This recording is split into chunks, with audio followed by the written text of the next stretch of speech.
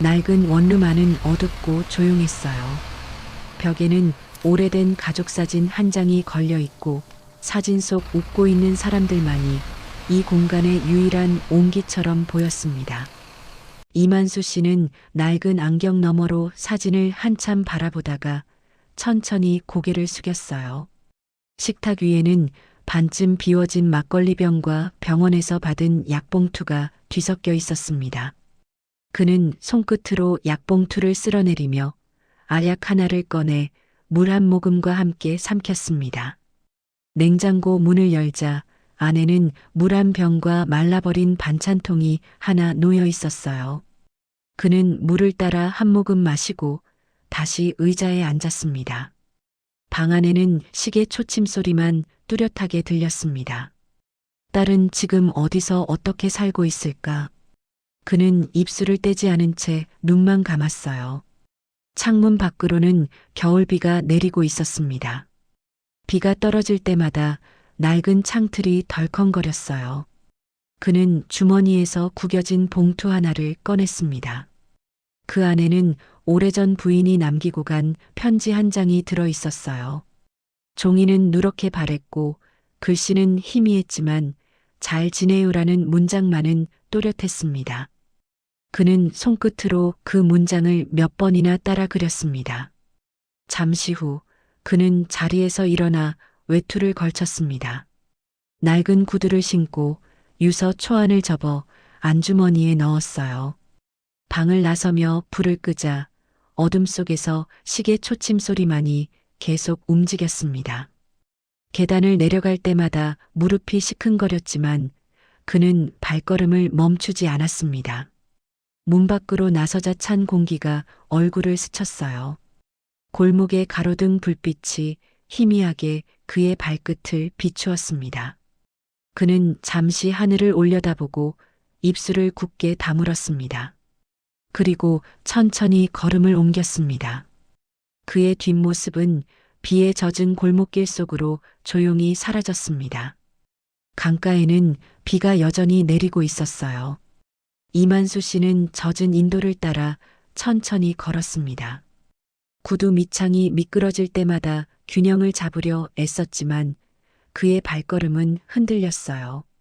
손에는 접힌 편지 한 장이 쥐어져 있었고 봉투 끝은 이미 빗물에 젖어 글씨가 번지고 있었습니다.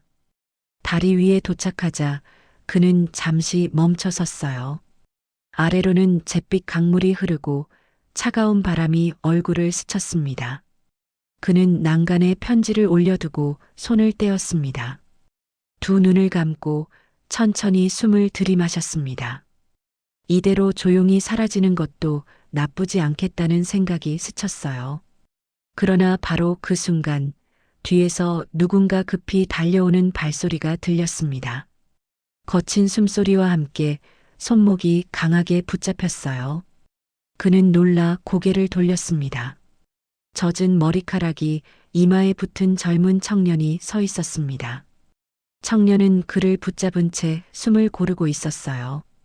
눈빛은 흔들렸지만 진심이 느껴졌습니다. 이만수 씨는 당황한 듯 손을 빼려 했지만 청년은 고개를 저으며 붙잡은 손을 놓지 않았습니다. 잠시 침묵이 흘렀고 빗방울이 두 사람 사이로 떨어졌어요. 결국 청년이 먼저 손을 놓았습니다. 그는 다리 난간에 있던 편지를 주워 조심스레 건넸어요. 이만수 씨는 편지를 받아 잠시 쳐다보다가 주머니에 넣었습니다. 둘 다 아무 말 없이 강물만 바라봤습니다. 지나가는 차 소리와 빗소리만이 주변을 채웠습니다. 잠시 후 청년이 근처에서 잠시 비 피하자는 손짓을 했습니다. 이만수 씨는 망설이다가 그를 따라 나섰어요. 두 사람은 가까운 공원으로 걸어가 낡은 벤치에 나란히 앉았습니다. 젖은 옷에서 김이 피어올랐고 청년은 손등으로 이마의 빗물을 닦았습니다. 이만수 씨는 조용히 숨을 고르며 하늘을 올려다봤습니다. 두 사람의 첫 만남은 그렇게 비 내리는 오후 우연처럼 시작됐습니다. 며칠이 지난 오후 공원 벤치 위에 낯익은 두 사람이 마주 앉아 있었어요. 이만수 씨는 지난번보다 말수가 적었고 청년 지우는 두 손을 무릎 위에 모은 채 조심스럽게 말을 걸었습니다. 그들은 서로 이름을 교환하고 다시 짧은 침묵이 이어졌습니다. 벤치 옆에는 비둘기들이 떨어진 빵 조각을 쪼고 있었어요. 지우는 취업 준비 중 실패를 반복하고 있다고 털어놓았습니다. 그는 밤낮으로 노력했지만 번번이 결과가 좋지 않았고 집에서는 가족의 눈치를 보며 지냈다고 했어요. 이만수 씨는 고개를 끄덕이며 그의 말을 끝까지 들었습니다. 잠시 후 그는 자신의 이야기를 꺼내기 시작했습니다. 젊은 시절 그는 작은 공장을 운영했어요. 직원 10명 남짓이었지만 그는 욕심을 부려 큰 계약을 무리하게 추진했습니다. 결국 자금이 막히고 거래처가 끊기면서 회사는 순식간에 무너졌습니다. 그 여파로 집이 경매로 넘어가고 가족은 뿔뿔이 흩어졌습니다. 아내는 친정으로 떠났고 어린 딸은 끝내 아버지를 원망하며 떠났습니다. 그 이후 그는 40년 가까이 지방 도시를 전전하며 노동일을 했어요. 단 한 번도 가족에게 연락하지 못했고 그저 시간이 지나면 나아질 거라 스스로 위로했습니다. 그러나 세월은 달라지지 않았고 남은 건 이름 모를 외로움뿐이었습니다. 지우는 그의 이야기를 듣는 동안 고개를 들지 않았습니다. 잠시 침묵이 흐른 뒤 그는 벤치에서 일어나려다 다시 앉았어요. 이만수 씨는 이 나이에 이야기해봐야 무슨 의미가 있겠나라며 허리를 굽혔습니다.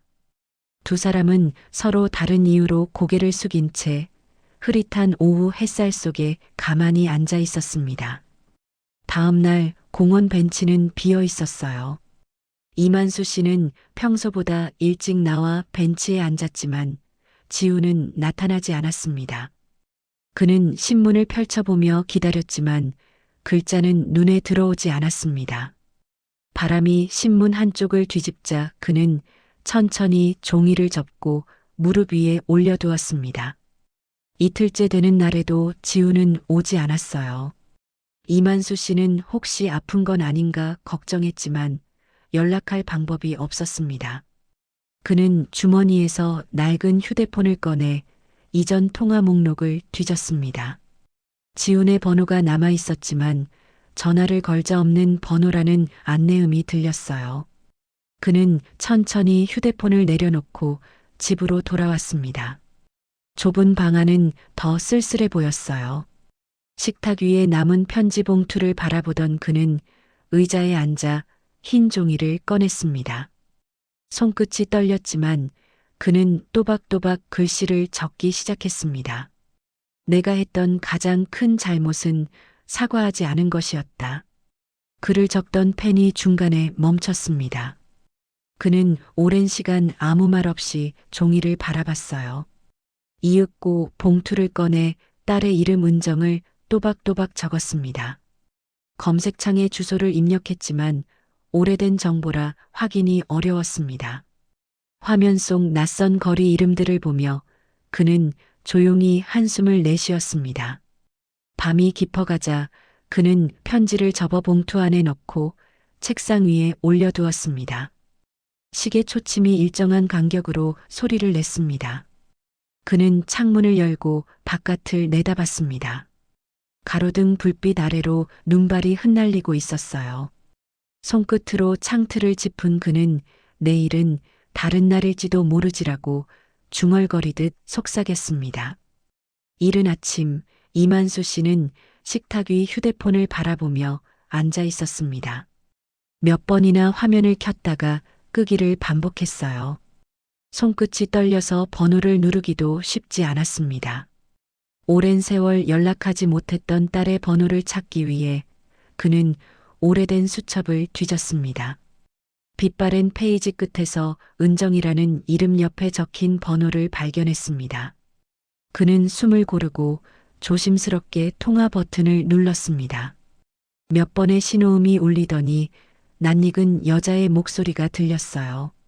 순간 손에 힘이 빠져 휴대폰이 무릎 위로 떨어졌습니다.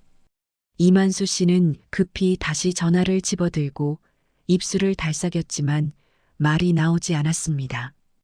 짧은 침묵 끝에 그는 낮고 조심스러운 목소리로 자신의 이름을 밝혔습니다. 반대편에서는 한동안 아무 소리도 들리지 않았습니다. 오래전 기억을 더듬는 듯 상대방의 호흡만 전해졌어요. 이만수 씨는 더 말을 잇지 못하고 미안하다는 한마디만 어렵게 내뱉었습니다. 그 한마디에 전화기 너머의 숨소리가 흔들렸습니다. 그리고 이내 짧은 대답이 돌아왔습니다. 이제라도 와주세요. 그는 눈을 감고 천천히 숨을 내쉬었습니다. 통화가 끝나자마자 달력이 특정 날짜에 동그라미를 그렸어요. 그리고 깨끗한 셔츠를 꺼내 걸어두었습니다. 오후에는 동네 이발소를 찾아 머리를 정리했고 거울 속 낯선 자신의 얼굴을 오래 바라봤습니다. 집에 돌아와 낡은 구두를 꺼내 닦으며 그는 작은 미소를 지었습니다. 이번만큼은 물러서지 않겠다고 그는 마음속으로 다짐했습니다. 약속 전날 밤 이만수 씨는 조용한 방 안에서 펜을 들었습니다. 책상 위에는 깨끗한 종이 한 장이 놓여 있었어요. 그는 잠시 생각하다가 첫 문장을 적었습니다. 삶은 틀려서 끝나는 게 아니라 포기해서 끝나는 겁니다. 글씨는 느렸지만 또렷했어요. 문장을 이어가며 그는 지훈의 얼굴을 떠올렸습니다. 그는 지훈이 처음 자신을 붙잡던 그날을 떠올렸습니다. 젖은 머리, 떨리는 손, 그리고 두려운 눈빛. 그 눈빛이 그를 다시 이 자리에 서게 만들었죠. 편지의 마지막에는 다시 시작하세요. 아직 늦지 않았습니다라고 적었습니다. 펜촉이 종이 위에서 멈추자 그는 조용히 펜을 내려놓았습니다. 편지를 봉투에 넣고 봉인을 한 뒤 책상 위에 올려두었어요. 창밖에서는 봄비 같은 가느다란 비가 내리고 있었습니다. 새벽녘이 되어 그는 편지를 들고 밖으로 나갔습니다. 현관 앞 우편함에 넣으려던 순간 어둠 속에서 누군가 다가왔습니다. 가로등 불빛 아래에 지훈이 서 있었습니다. 젖은 옷차림 그대로였지만 표정은 단단했어요. 지훈은 말없이 봉투를 받아들었습니다. 두 사람은 짧게 눈을 마주치고 고개를 끄덕였어요. 이만수 씨는 그에게 딸을 만나러 간다고 조용히 말했습니다. 지훈은 한 걸음 뒤에서 그의 뒤를 따랐습니다. 새벽의 공기는 차가웠지만 그들의 걸음은 가벼웠어요. 버스 정류장으로 향하는 길, 신문 배달 오토바이 소리가 골목을 지나갔습니다. 두 사람은 말없이 버스에 올라 나란히 앉았습니다. 창밖으로 떠오르는 여명 속에서 두 사람의 실루엣이 천천히 흔들렸습니다. 버스는 한적한 주택가 앞에서 멈춰 섰습니다. 이만수 씨는 자리에서 일어나 천천히 내렸어요. 골목길 양옆에는 오래된 주택들이 줄지어 있었고 담장 위로 국화가 피어 있었습니다. 그는 손에 쥔 주소 메모를 바라보며 몇 걸음 옮겼습니다. 집 앞에 다다르자 철제 대문 앞에서 발걸음이 멈췄습니다. 그는 잠시 숨을 고르며 눈을 감았습니다. 손끝이 약간 떨렸지만 초인종 버튼을 눌렀어요. 안쪽에서 발소리가 들렸고 대문이 천천히 열렸습니다. 문틈 사이로 한 여자가 나타났습니다. 이만수 씨는 잠시 말을 잃었습니다. 그는 눈앞의 여인이 누구인지 단번에 알아봤습니다. 바로 오랜 세월 찾던 딸 은정이었습니다. 은정은 놀란 표정으로 그를 바라보다가 한 걸음 앞으로 다가왔습니다. 두 사람은 마주선 채 한동안 아무 말도 하지 않았어요. 바람이 지나가며 담장 위 국화잎이 흔들렸습니다. 이만수 씨는 조심스럽게 손을 들어 올렸지만 끝내 닿지 못했습니다. 대신 은정이 먼저 그 손을 잡았습니다. 그의 거친 손끝이 딸의 손에 닿자 떨림이 멈췄어요. 두 사람은 조용히 눈을 마주쳤습니다. 그 눈빛에는 원망보다 안도가 먼저 스쳤습니다. 잠시 뒤 은정은 들어오세요라며 문을 열었습니다. 이만수 씨는 천천히 고개를 끄덕이며 집 안으로 들어섰습니다. 지우는 몇 걸음 뒤에서 그 모습을 지켜봤습니다. 문이 닫히자 그는 잠시 그 자리에서 멈춰 섰어요. 창문 너머로 세 사람의 희미한 실루엣이 비쳤습니다. 골목길에는 저녁 햇살이 길게 드리워졌습니다. 바람이 잦아들고 오랫동안 닫혀있던 마음의 문이 조용히 열렸습니다. 몇 달 후 작은 자취방 안에 지훈이 앉아 있었습니다. 책상 위에는 노트북과 외장하드, 그리고 이만수 씨가 남긴 편지 한 통이 놓여 있었어요. 그는 마이크를 켜고 녹음 파일을 재생했습니다. 화면에는 나는 평생 후회하며 살았습니다라는 제목이 떠 있었어요. 스피커에서 들려오는 만수 씨의 목소리는 낮고 단단했습니다. 지우는 영상을 편집하며 자막을 하나씩 넣었습니다. 편지 속 문장들이 화면에 순서대로 나타났습니다. 인생은 젊을 때가 아니라 다시 시작할 용기를 낼 때 젊어집니다. 그는 손가락으로 타임라인을 조정하고 배경음악의 볼륨을 낮췄습니다. 편집이 끝나자 그는 업로드 버튼을 눌렀어요. 몇 시간이 지나 알림창이 쉴 새 없이 울리기 시작했습니다. 영상에는 수많은 댓글이 달렸습니다. 울었습니다. 나도 다시 해보겠습니다. 아버지가 떠오릅니다. 지우는 화면을 바라보며 조용히 숨을 내쉬었습니다. 그의 표정에는 후회 대신 단단한 결심이 담겨 있었어요. 벽 한편에는 만수 씨와 함께 찍은 사진이 액자에 걸려 있었습니다. 두 사람이 벤치에 앉아 웃고 있는 모습이었어요. 지우는 그 사진을 바라보며 의자에 등을 기댔습니다. 창밖으로는 봄 햇살이 들어와 방 안을 비추었습니다. 커튼 사이로 불어오는 바람이 편지를 살짝 흔들었습니다. 영상의 마지막 장면에는 만수 씨의 음성이 담겨 있었습니다.